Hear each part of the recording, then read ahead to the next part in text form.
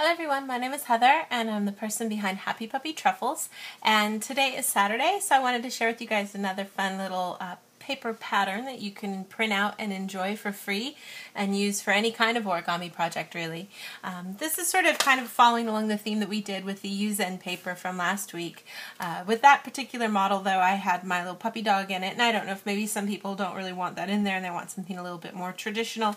I went ahead and made something kind of just a little bit more basic with the same kind of scale-like pattern in the background but smaller, and then some little like kind of colored clouds and then some accenting flowers kind of sprinkled around everywhere. So there's just some of your average kind of complementary colors kind of mixing up here for 6 different designs. So I think you can find a lot of really fun uses for this. Now this is an asymmetrical pattern, so when you make things it comes up a little different than it would with some of the other designs I've made where everything lines up really perfectly because it's symmetrical.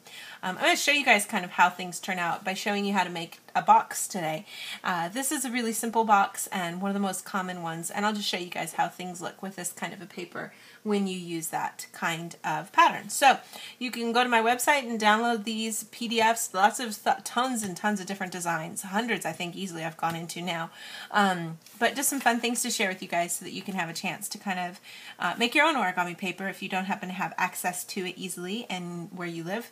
It can be a little nice to have access to it. So what we're going to do here is we're going to start off with our color side facing down, and I just want to go ahead and fold my paper either in half, both horizontally and vertically here.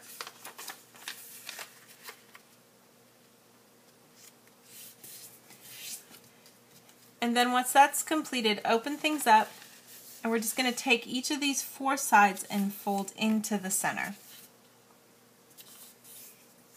Go around and fold each into the center here.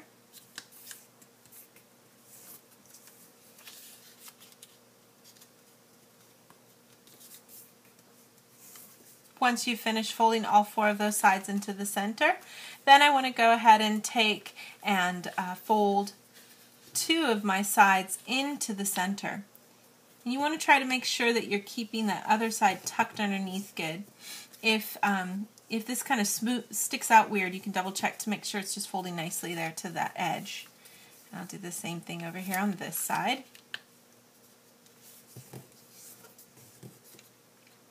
Open things up and open up to this side too.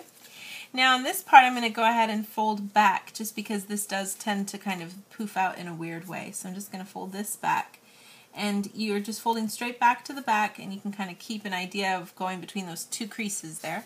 And then I'm going to fold straight up and kind of keep everything tucked underneath good as you do this crease. Flip it around and do the same thing on this side too. Now if you want to, you can skip this part right here and just fold straight up, but sometimes it pops out funky on you, so you want to make sure you get a chance to get it tucked away right. So you have something like this. Then if I kind of open up these 2 sides, this is the side of my box now, and then I'm just going to push in on these little corners, and there's a crease there already. We're just going to be reversing it from the creases that we made before, but there's a little crease right here and then right here too. You can get those pushed over and then just fold this part down and then let that little bit of extra sit into the side there and meet up in the middle with these other 2 flaps.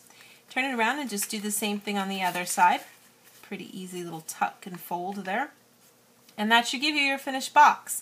Now you can see pretty clearly from this design that because it's an asymmetrical pattern, there's nothing that really matches up on the inside. You just get some kind of random scattering of the design throughout everything here.